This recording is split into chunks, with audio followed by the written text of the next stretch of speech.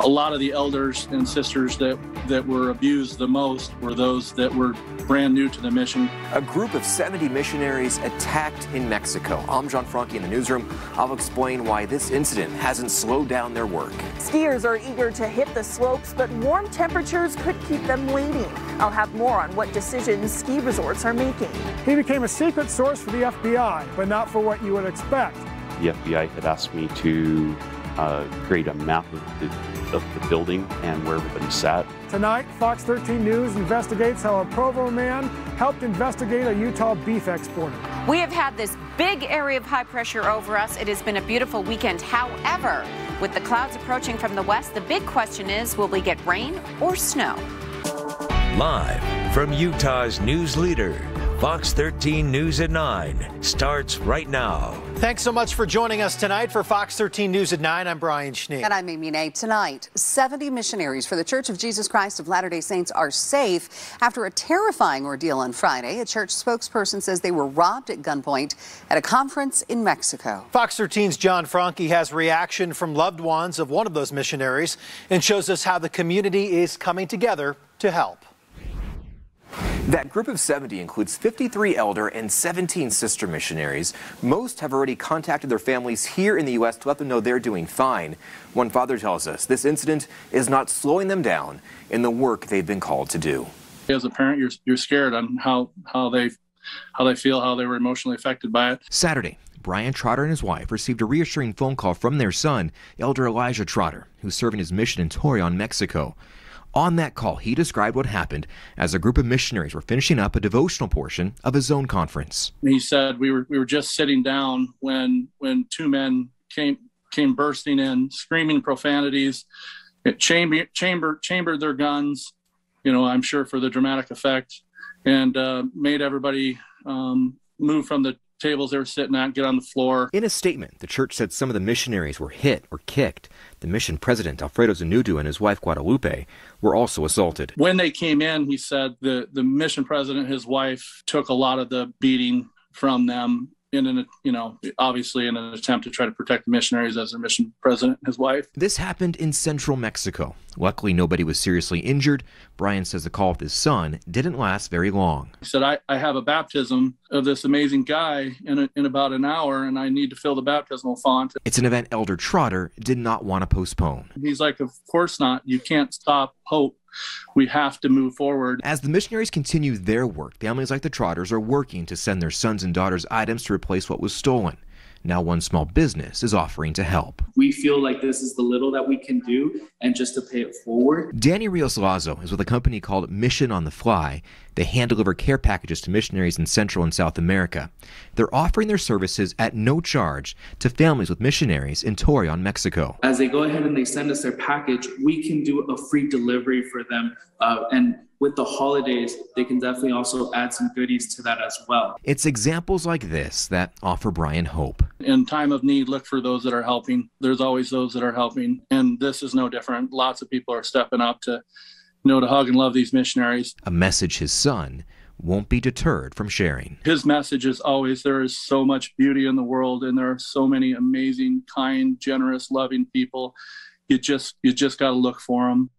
Mission on the Fly is also collecting donations. To learn more on how you can help or to be connected to their services, we have their website link on ours. In the newsroom, John Franke, Fox 13 News, Utah.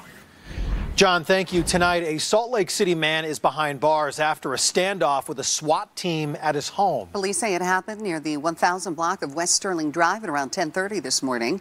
Investigators say a woman flagged down a neighbor and told them that she'd been attacked by her husband. As police were investigating, the suspect came out of his home and got into an argument with officers before then barricading himself inside the home. The victim told officers the suspect was armed. We are grateful for that community member who was in the area and talked to this victim and helped this victim and also called 911. That's what we would ask of any community member, and we're appreciative for that person. After SWAT officers and a crisis negotiator arrived, the suspect left the home and was taken into custody.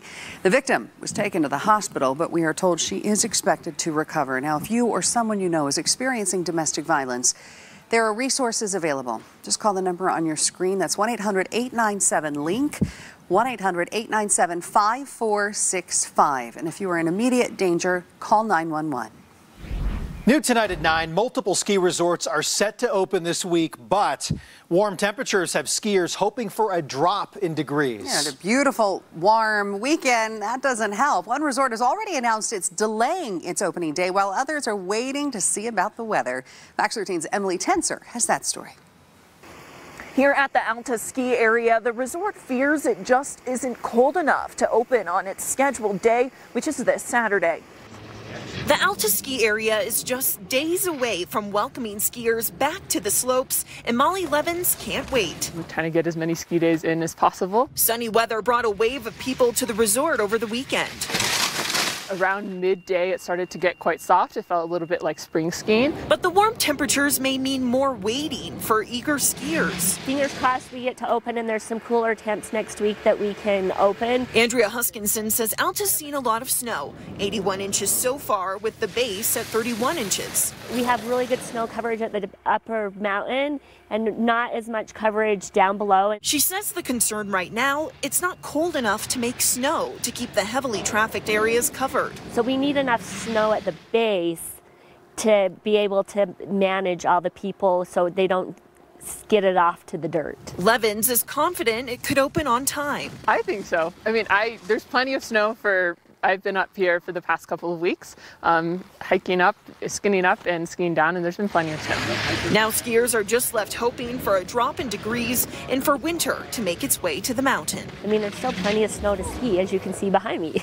Alta will announce on Tuesday whether or not it's opening on its scheduled date. Woodward Park City will also reevaluate its snow plans on Tuesday. Park City Mountain already announced that it's delaying its opening date. Reporting at Alta ski area, Emily Tenser, Fox 13 News, Utah. Well, Emily mentioned a few of those resorts. Brian Head Solitude also projecting to maybe open this week. But depending on where you look, there's not a lot of snow. And then you look up there at Alta, and in places there looks like enough to get it going. I'm going to say something may get people mad, but I have my little one's a snowboarder, so it was kind of funny, you know, because Alta doesn't have snowboarders, so the borders I was like to go up. You can. Yeah, because they uphill can hike. Travel. Yeah, exactly. Oh boy, it's not cold enough. It's not cold enough, even in the overnight hours. They can't even make snow right now. No, they can't. It's got to be 28 degrees or lower, and it hasn't been. I mean, lows in the valleys have been in the 40s, so these temperatures are just too mild, and we have had the clouds, and of course that does keep the temperatures quite mild. Now, we do have a couple of storm systems that are going to move through. I just don't think we're going to see much precipitation, but we will get the cold air, so I think it really depends on how quick the resorts can get the guns going and if they can get enough coverage to get some of these resorts open. Today we were at 66 degrees. We should be at 52 in Salt Lake.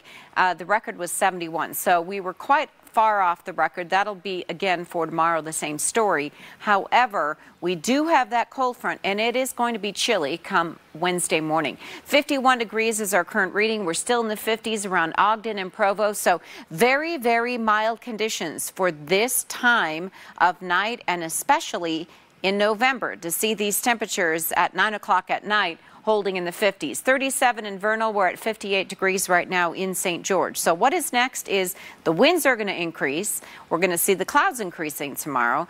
We'll have light showers. Will we get mountain snow? Maybe a little bit, and then later in the week we're going to be talking about potentially another front. So I'll outline all that, talk about the resorts and how much snow Alta actually has seen so far this year. Thank you, Jody. Happening tonight, the Duchesne County Sheriff's Office hoping you can help bring home a missing teenage girl. Deputies say 14-year-old Celicia Taylor disappeared Saturday night after attending a bonfire in the Cedar View area. She's 5'3" and weighs around 100 pounds. She has black hair, blue eyes, and has a nose ring.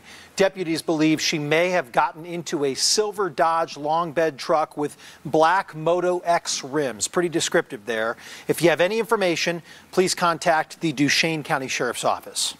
41 German prisoners of war are buried on the grounds of Fort Douglas. It's there the German community gathers each year to mark Volkstrauertag, a day of mourning. Since 1952, Germans around the world commemorate this day right before the Advent season begins. Here in Utah, it's no different. A big group met today to hear devotionals on the sacrifices of war and to honor those who died because of it. LDS Church Apostle Dieter F. Guchtdorf attends the ceremony each year as a former member of the German Air Force. He says it's also a day to discuss peace. Because we need to more care for each other. We need to love one another and help each other as we move forward, even with different opinions and different political expectations or integrations, and be just people who reconciliate and forgive one another and try to make this world a better place to live in. This is the 44th year Fort Douglas has hosted the German Day of Mourning. Fort Douglas plans to continue the tradition for many more years to come. During World War II, 250 German prisoners were held at Utah camps. Those buried at Fort Douglas received full military honors. A new phone app is helping connect and support Utahns who identify as LGBTQ. It's a web-based app called LGBTQ UT. It serves as a resource guide for those in the community. The app allows people in the LGBTQ community to access things like therapy and counseling groups and events, and a whole host of other resource categories. Instead of having one person have to go to 100 different places, those 100 places are now feeding into our application using automation. Well, it can be an absolute game changer for someone because mental health wise, right, some of the greatest indicators of positive mental health are being in a community that accepts and affirms your identity. Well, if you'd like to learn more about this application, you can find that information on our website, fox13now.com. As if COVID-19 wasn't bad enough on its own, researchers at Intermountain Healthcare say there's another complication now, the depression and anxiety that comes from living in a pandemic.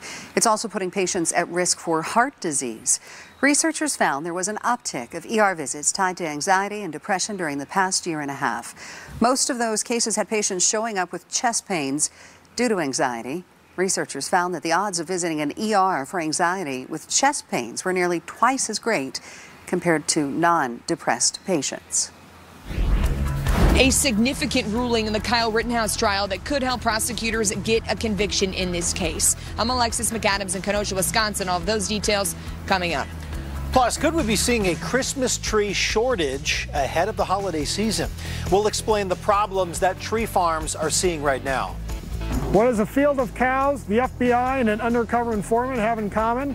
Fox 13 News Investigates tells you tonight. Thanks so much for joining us tonight. Some national headlines for you. And tomorrow, closing arguments are expected to begin first thing in the morning for the Kyle Rittenhouse murder trial. He's the teen who shot and killed 2 people during a protest against police brutality last year. Fox's Alexis McAdams has the latest from Kenosha, Wisconsin. Judge Schroeder ruling Friday that jurors will now be allowed to consider lesser charges in some counts against Kyle Rittenhouse. Decision will be to submit the case to the jury with the provocation instruction, and you can argue the strength or lack of strength of the respective evidence. That means the jury will now have to decide whether Rittenhouse provoked one of the men he shot that night. If prosecutors can prove that he did, it would negate his claims of self-defense. You see the very distinct motion of him raising his arms, and you see the black gun being raised. Legal experts say the judge's decision could help prosecutors secure a conviction, but it would also mean that Rittenhouse would not face a life sentence. The Illinois teen has pled not guilty to multiple charges, including first-degree intentional homicide. Rittenhouse did testify in his own defense this week, maintaining that he didn't want to shoot anybody. He could have ran away instead of trying to take my gun from me, but he kept chasing me. It didn't stop him. He wanted to take the stand, and he wanted to tell what happened to him that night. Wisconsin's governor has put hundreds of National Guard troops on standby ahead of this verdict. Just last summer, more than 100 businesses in Kenosha were either badly damaged or destroyed during protests following the police shooting of Jacob Blake. Authorities here now bracing for more potential unrest. Now closing arguments are set for Monday. In Kenosha, Alexis McAdams, Fox 13 News, Utah. It has many on the right running hot, but tomorrow it becomes law. President Joe Biden is set to sign his $1.2 trillion infrastructure bill on the White House's South Lawn. The legislation includes $550 billion for roads, bridges, ports, airports, and mass transit, making it the biggest individual infrastructure investment in United States history. Is the most significant step that we will have taken in decades to actually invest in the arteries that help move goods more quickly through our economy, more cheaply through our economy. 13 House Republicans crossed party lines in voting to back the bill with a majority of Democrats. Next up in President Biden's plan, the Build Back Better plan, which will take on taxes. A 9-year-old boy who had been on life support after being trampled at the Astro World Music Festival in Houston died today. Treston Blount says he took his son Ezra to see rapper Travis Scott and actually stayed toward the back of the crowd for safety reasons. Blount says he put Ezra on his shoulders so he could see, but in a sudden rush by the crowd, they were pushed down and he was knocked out. Treston says when he regained consciousness, he could not find his son. Later, Houston police told him that his son had been trampled by the crowd and was on life support. The death toll from this concert is now at 10. This weekend, the U.S. government announced a 14.5% hike in Medicare Part B premiums. That's the largest spike in about 5 years. The feds say the pandemic is to blame for this. It will take monthly payments for those in the lowest income bracket from about $148 to about $170 in 2022. Part B coverage includes physician services, outpatient hospital services, certain home health services, medical equipment, and medication given in a doctor's office. Some people might say it's too early to put up a real Christmas tree. But if you wait too long this year, you might be out of luck. The issue has been, I guess, the slowdown of planting from probably 10 or 11 years ago when we were in sort of the decline. Christmas tree growers say labor shortages, high demand, extreme weather, and a lack of trees planted during the recession are all coming together to create a perfect storm. And because of inflation, you'll likely pay more for your tree. If you're determined to have a live Christmas tree in the house, plan to spend Thanksgiving weekend shopping for one. I don't know that I would wait this year because I think everybody's already itching at the bit to celebrate the holiday. Or you could do the Utah thing, right? What's that? Go get your permit and cut down your tree. That's what I used to do as a kid, too. So how long do they stay fresh? When does it become a hazard? Thanksgiving, right? I don't know. That's a whole month. You better not dry out those needles. They're all over the floor. I saw when I was driving back to work tonight, I saw somebody had it on the top of their tree, on the top of their vehicle. They did? A real one? That's gutsy, right? A real one. A real one. And I thought, Yeah, well, we need to know their secrets for keeping it alive, right? don't we? We do, because we still have a ways to go. We don't even have the snow that normally goes along with this I know, season. and I'm not ever in the spirit until we actually have, you know, the snow on the ground. It's a little bit cold. I'm not that good with the green thumb that I could, I think, keep a tree alive from now until Christmas. I think mine would be pretty dead. It's when all the needles start to go down, you know, on the floor, and it's like, okay, no gifts, just needles. Today did not feel anything like Christmas, especially in November. Yeah, fine. This is fine if it was maybe late September, early October, but 66 degrees, that's normally what we see in the middle of October. Very mild today. It wasn't a record, but definitely very mild. Now, the last freeze that we saw was back on April the 12th, so it has been 215 days since we have seen a freeze. The average first freeze is October 19th. The latest, November 17th back in 2016, and that will probably be a tie because I think Wednesday morning is when we're going to see the first freeze come in as this cold front that we're preparing for does move through the area. Now, compared to 24 hours ago, we're even more mild right now, 4 degrees warmer at this hour in Salt Lake. So it has been a mild day. It's going to be another mild evening. We have 51 degrees. We have an east breeze. It's really nice. So again, these late night walks you can still do without being completely bundled up. Little chilly, obviously, in Park City. We've dropped to 40 degrees, 43 in Provo. And right now, currently, we're at 41 degrees in Milford, 50 Cedar, 58 degrees currently in St. George. So this has been a very mild spell. And really, we talked about it earlier in the newscast. We showed you the story about the ski resorts needing to blow snow where they need more snow. We need those cold lows. Park City tonight will be 37, but by Wednesday morning it'll be 21, and Alta will be in the teens. So that's good. We really need 28, kind of the magic number, to start to blow snow. And this is crazy, but Alta actually has already seen 81 inches of snow. So that shows you that we have had the snow, but it really A lot of it came in October. There's some cold stuff off to the east, and that actually is backing up all of these storms. So we get these fronts that come in, and really we're just seeing some high clouds moving over that big area of high pressure. But this will come in Tuesday. We'll get a little bit of rain and some mountain snow, but we're not going to get a ton of snow because that high, even though it's going to be pushed down just a little bit, it is still pretty strong, and it's not going to allow us to get a lot of precipitation. In fact, if you're planning ahead looking into Thanksgiving week, temperatures across the west, as it looks right now, will be above normal. So tonight, another mild night in the 40s. We're going to stay in the 30s in Park City. We talked about that, so still too mild tonight to blow snow. Tomorrow, 67. That is extremely warm for November. We're going to cool down.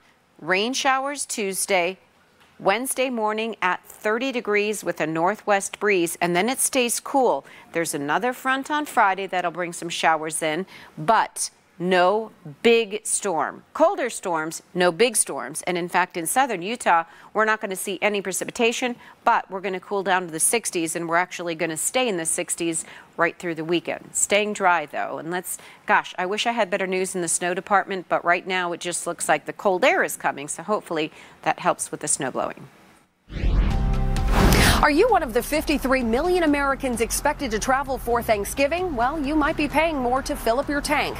I'm Lauren Blanchard in Washington with more coming up.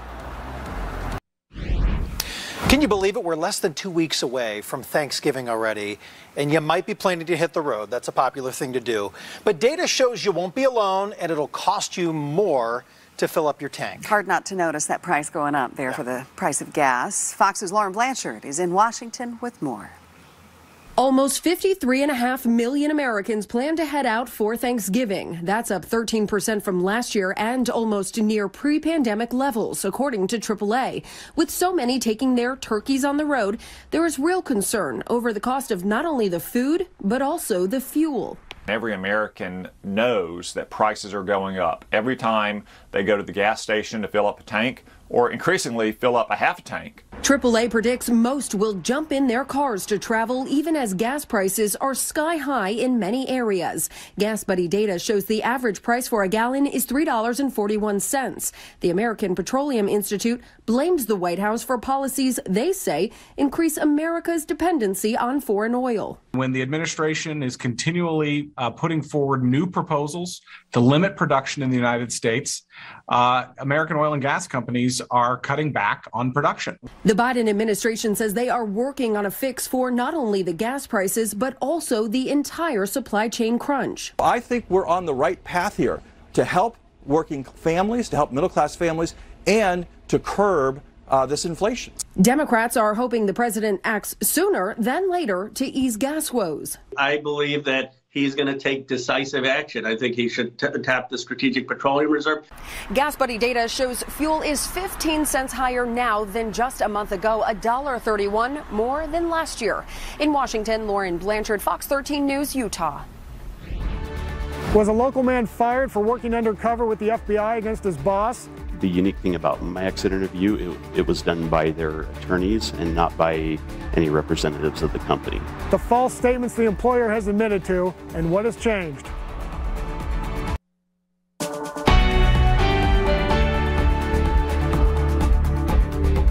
So they provided me with a recording device that was a key. It looked like a key fob, like what you would use to open and close your car. I would take it into meetings with managers. He became a secret source for the FBI. It wasn't a case of drugs or terror, but rather beef. Here's Fox 13 investigative reporter Nate Carlisle. It was a very lengthy document that they asked me to sign when you become an FBI informant. It says that if you are injured or killed, the government doesn't have any liability. In 2012, Brandon Barrick, a 48-year-old father of three from Provo, blew the whistle on the Salt Lake City company where he had worked for 5 years. To understand how Barrick became an FBI informant, let's explain more about his company, Parker Migliorini International, or PMI. It buys meats from producers and exports the cuts overseas. For Japan, it was mainly tongues and tripe. Back in 2012, Japan had strict inspection requirements for American beef. When Barrick says he saw paperwork in a file showing beef going to a partner in Costa Rica and then to another country, he asked his boss what was happening. What I discovered was that they were shipping U.S. beef down to Costa Rica, and then they were repackaging that meat and shipping it to Japan. Barrick says he discovered a second practice, too, involving China, which in 2012 wasn't accepting American beef. They would ship U.S. beef to Hong Kong, and then they would offload it in Hong Kong and transport it across the border into China. Barrick worried not only that he was participating in something illegal, but that PMI was putting people at risk. If beef on market shelves were found to have E. coli or mad cow disease, Barrick feared the meat would be untraceable and a recall impossible. To me, it wasn't a matter of if that would happen, but when that would happen. Barrick consulted an attorney who suggested he make a report to federal authorities. So they provided me with a recording device that was a key. It looked like a key fob, like what you would use to open and close your car. I would take it into meetings with managers. After about 6 weeks of recordings, the FBI told Barrick it had what it needed. The next step was to execute a search warrant at PMI offices, then located on Pierpont Avenue in downtown Salt Lake City. The FBI had asked me to create a map of the building and where everybody sat. An FBI agent would later testify in a whistleblower trial that Barrick's boss admitted the company's meat was going to Japan and China and that he knew the practices were illegal. In his own testimony at the same trial, that boss denied saying that to the FBI. The company did its own investigating. A month later, he and a few other employees were laid off, the company said, due to financial hardship caused by the FBI investigation. The unique thing about my exit interview, it was done by their attorneys and not by any representatives of the company, which was different than the other employees. So, I kind of knew at that point, that they had found their guy. A PMI-related company in 2014 pleaded guilty to one misdemeanor count of lying to the government about a shipment of beef and agreed to pay a $1 million fine. The company declined multiple interview requests from Fox 13, but sent us a statement saying, PMI denies Mr. Barrick's characterizations of PMI's export business. Barrick has contended PMI terminated him in retaliation for blowing the whistle. So the substance of their argument was that they didn't know that he had been the informant or the whistleblower, or alternatively, if they did know, that's not why they fired him. This July, a federal jury agreed with Barrick. The jury awarded him $125,000 in damages. With some provisions in the law and interest going back to 2012, he expects to receive more than that. So I think we're around $400,000 is where the final number ends up. I think for the most part it was a good outcome, and I'm just kind of looking forward to being able to move forward. PMI says it plans to appeal the verdict in the retaliation case. You can read more from the company's statement on fox13now.com. Barrick is now his own boss. He owns a one-man accounting and tax firm in downtown Salt Lake City. In the studio, Nate Carlisle, Fox 13 News, Utah. If you have a story you'd like Fox 13 News to investigate, you can send an email to iteam@fox13now.com or call the tip line at 801-536-1314. Nearly 200 countries agreeing to a deal to combat climate change on the last day of the UN talks in Scotland. I'm Charles Watson. I'll have the details coming up. Time for some world news tonight. Austria will be implementing new COVID-19 restrictions that will start tomorrow. That announcement coming from Austria's chancellor. All residents aged 12 and older who are not fully vaccinated will be ordered to stay home except for a few limited reasons. Police will go on patrol to check people outside to make sure they're vaccinated. Unvaccinated people can be fined nearly 1,500 euros if they violate the lockdown. Also, unvaccinated people are already excluded from entertainment venues, restaurants, and other parts of public life. in the country. Well, the situation on the border between Poland and Belarus is growing increasingly dire. Right now, Belarusian officials say there are about 2,000 people waiting to cross over into Poland. They warn that number could double in the next week if the crisis cannot be resolved. Western leaders have agreed Belarus of manufacturing a migrant crisis on the EU's eastern frontier as retribution for sanctions over human rights abuses. The president of Belarus has repeatedly denied these claims. At least 68 inmates were killed and 25 more injured when two rival gangs clashed inside of a prison in Ecuador. This violence happened in the same prison where more than 100 people were killed just over a month ago. Ecuadorian police say the gangs exchanged gunfire and detonated explosives. After the incident, Ecuador declared a state of emergency across the prison system amid rising violence. The United Nations hailing an agreement between nearly all of the world's countries to combat climate change. The deal sets benchmarks for countries to reduce their emissions over the next decade, but it also may have gained a few skeptics after a last-minute change to the fine print. Fox's Charles Watson has the details. Hearing no objections, it is so decided. A landmark deal reached Saturday on the last day of the COP26 conference in Scotland. Nearly every country in the world signing a pact pledging to lower carbon emissions and reduce reliance on fossil fuels. Historians will look back at COP26 as the moment humanity finally got real about climate change. The deal, known as the Glasgow Climate Agreement, set a goal of capping global warming at 1.5 degrees Celsius, a threshold scientists have said would cause irreversible damage if it's surpassed. While most are calling it a win for climate advocates, it did include plenty of compromise. Much of the final language on fossil fuels was watered down, from phasing out coal to phasing down. Delegates from some smaller countries felt rich nations, who are the world's biggest emitters of greenhouse gases, did not pay their fair share. The last-minute change on coal came at the request of China and India. While it wasn't very popular at the conference, U.S. climate envoy John Kerry said it had to happen in order to get a deal done. Did I appreciate that we had to adjust one thing tonight in a very unusual way? No, but if we hadn't done that, we wouldn't have an agreement. While the deal did not give everyone everything they wanted, it marks the first time countries acknowledge fossil fuels as the main contributor to climate change. Charles Watson, Fox 13 News, Utah. Hopefully you got a chance to get out over this weekend because temperatures were beautiful. We were in the mid-60s. We're still at 51 degrees in Salt Lake with just a light easterly breeze. However, we've got two cold fronts to talk about. I'll let you know how cold we're going to get, and will we get any rain or snow? There's a tight battle going on in the AFC West, but one team took control of first place in Week 10 of the NFL season. And did Utah and Utah State get into the college football polls after winning on Saturday? I'll tell you coming up in sports. Hey, we're so glad you could join us tonight for Fox 13 News at 9. Fox 13 meteorologist Jody Salin will have your first alert forecast in just a moment. But for the moment, you're here with Amy Day and Brian Schnee. We're happy to be here with you. It is nice to have you with us on a Sunday night. A team of super-powered aliens versus a big red dog. It's not a bizarre new movie. It's the showdown at the weekend box office. And David Daniel has the early estimates for the top 5 movies in theaters.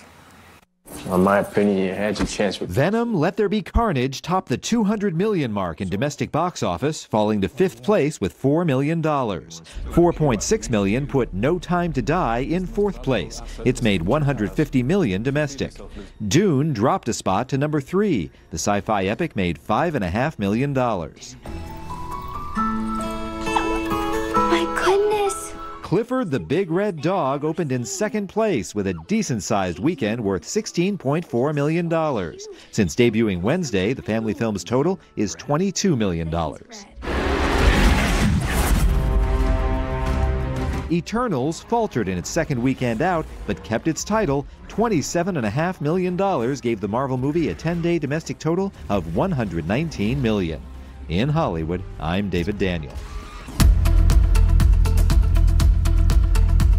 All right, time for us to talk about the weather. That's what everybody's talking about, because what a gift to have the weekend like we just did in November, Jody. Jody Salen filling in for Breck tonight. Hello. You know, it was funny driving through the neighborhoods how many people took advantage of it, and I saw a lot of people that were putting up Christmas lights.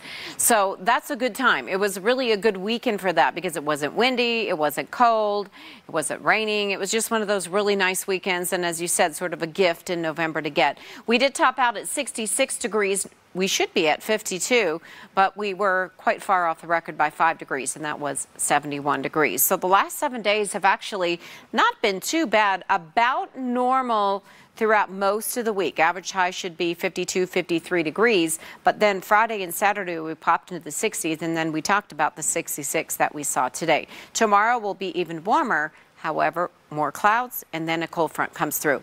We're already warmer at this hour than last night, 4 degrees warmer than this time last night. And we've had some high clouds, and the clouds sort of act as a bit of a blanket when it's sitting right over us. And the moon is shining so pretty. I'm not sure exactly when this was captured, but so pretty when it shines off of the snow. And I know a lot of people just really want to get out there. They want the resorts to open, but Mother Nature has not really been helping us out all that much. But we will get the cold air that's going to come in, and that will certainly help with the snow guns being able to turn on. 51 degrees with an 8 east wind at 8 miles an hour. The winds aren't a huge issue, a little breezy around Evanston and in through Rock Springs. The rest of us have calm winds for the most part. 43 currently in Provo, but there's our 51 in Salt Lake, 40s, Delta, Milford, Cedar City.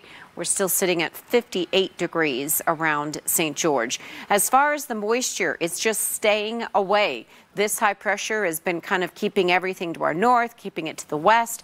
Once we have that cold front move through, it'll bring a little moisture, but not a lot. The wind gusts are very strong. There's been gale warnings actually coming in across the northwest with that cold front. But when the high is so strong, kind of holds a lot of the moisture out of here. We squeak a little bit in, but we just don't see the tons of rain, the tons of snow, the cold air. That'll be here, but not a lot of precipitation. So the precip is across the northwest. And in case you're wondering, maybe you're just like, oh, let's hear something else. There, look at that, flash flood watches for the Hawaiian Islands. A little disturbance moving across the area there. All right, back home we go, talking about the cooler air moving in. Clouds will increase, and it'll be partly to mostly cloudy tomorrow. Tuesday morning, showers come in. Mountain snow, valley rain. Big event? No. We'll have showers that'll stay in the valleys. Mountains will pick up a couple of inches of snow. Then we may get a little bit more rain by the evening hours. Then we're going to get a break, and then we're going to get another little system that comes late Thursday night into Friday. But again, just not a lot of precipitation with these storms. Looking ahead to the week of Thanksgiving, right now, it looks like the models want to keep us above normal temperature-wise in the west. Tonight, 45 in Salt Lake. This is why we're having issues with snowmaking, 37 in Park City. Along the Wasatch Front, here's where the colder air comes. Wednesday morning, 30 degrees as you're going to be waking up, and then we're going to continue to see some cooler air throughout the week. Showers on Friday, but not a big deal there. And in southern Utah, we're going to keep temperatures in the 70s for a couple of days, cooling down. However, as you can see with temperatures, we're going to stay in the 60s, but we're not looking for any precipitation. Well, the BYU and Utah football teams are now both in the Associated Press and coaches poll, and Utah State is among those receiving votes in both polls. BYU stayed put at number 14 in the AP Top 25 after their bye week. They're 15th in the coaches poll. The Utes moved into both polls at number 24 in the AP, 25th in the coaches. They'll have a huge game this Saturday against number 4 Oregon. The Utes can clinch the Pac-12 South Division title with a win over the Ducks at Rice-Eccles Stadium. In the NFL, Chiefs and Raiders battling for first place in the AFC West. Derek Carr fires it to Bryan Edwards, gets into the end zone. 37-yard strike to cut the lead to 3. Then late in the third, with Chiefs up 13, Carr just throws it up on 3rd and 7, picked off by Daniel Sorensen, the former BYU Cougar, his first interception this season, 11th of his NFL career. Mahomes had a great night, 5 touchdown passes, including this one on the run to Byron Pringle, 22-yard strike. Chiefs beat the Raiders 41-14 to get to 6-4. After a big win last week in Dallas, the Broncos at home against the Eagles. Philly came to play. Jalen Hurts airs it out to Devontae Smith, makes the catch, the first of 2 TDs for the Heisman Trophy winner. Second quarter, Melvin Gordon right at the middle, in for the score, cutting the Eagles' lead to 10-7. Broncos went for it on 4th and 1 late in the third quarter, but the ball came free. Darius Slay picks it up, trying to find somewhere to run, and he gets the edge and takes it all the way past the orange jerseys. 83 yards for the touchdown. The Eagles beat the Broncos 30-13. Cam Newton back for the Panthers against the Cardinals, who struggle without their starting QB, Kyler Murray. Panthers signed the old quarterback this past week, ran in a touchdown on the Panthers' first drive of the game. On their second drive, Newton out there once again, started to run. Then he threw a touchdown pass to Robbie Anderson. The Panthers were rolling up 14-0. Then in the third quarter, it's Chuba Hubbard runs in an easy touchdown. Carolina won it 34-10, handing Arizona their second loss of the season. Former BYU Cougar Zach Wilson still out with a knee injury as the Jets hosted the Bills. This game, all Buffalo. Josh Allen steps up, fires it to Matt Breida in the end zone. 15-yard score put the Bills up 17-0. How about this camera angle on the touchdown pass from Allen to Stephon Diggs? The Bills led it 17-3 at the half. Former Utah Ute Zach Moss ran in his 4th touchdown of the season. In the third quarter, he has 10 total TDs in his NFL career. The Bills beat the Jets 45-17. Patriots quarterback Mac Jones turning into the best rookie QB in the NFL this season. Solid again against the Browns. Nice touch pass to Hunter Henry. Tied the score at 7 in the first quarter. Jones had 3 TD passes. Here's the second one. Fires it 27 yards up high to Kendrick Bourne. Nice grab there. Patriots led it 24-7 at the half. Former BYU Cougar Kyle Van Noy got in there for the sack in the third quarter for the Patriots. New England with a big win, 45-7. Coming up on the Fox 13 Sports page, we'll check in with the Jazz. They've lost 2 games in a row in 4 of their last 5 games. Plus the Utes and Aggies after their wins yesterday to keep them on top of their divisions. And Colin Chandler, the 4-star basketball player from Farmington, who chose BYU over Utah this week. It's all tonight, 10:06. A lot to talk about. Fun to see Van Noy and Zach Moss. You've got both the U and BYU represented in the pros today. Trying to get as many locals. Yeah, we like it. I'm always amazed about how many, former college athletes playing on Sundays. They're all it's out amazing. There. Also, yeah. Marcus Williams, a former Ute, had a touchdown or an interception. Taryn Williams from Weaver State. Awesome. I mean, there's a lot of guys doing a lot of Rep in Utah. Very cool. Thank you, Jeff. Finally for you tonight, Snoopy is heading to the moon. NASA says they'll be sending up a stuffed toy of Peanuts Snoopy as part of the Artemis 1 moon mission. NASA astronaut Snoopy, as they call him, will serve as a zero-gravity indicator. For his trip, Snoopy will be outfitted in what you see here, a custom orange flight suit, complete with gloves, boots, and a NASA patch. The Artemis 1 mission is scheduled in early 2022. There's always something cool going on in space. I like that one. That's cute. Yeah. Thanks for watching Fox 13 News at 9. Quick Cast coming up next.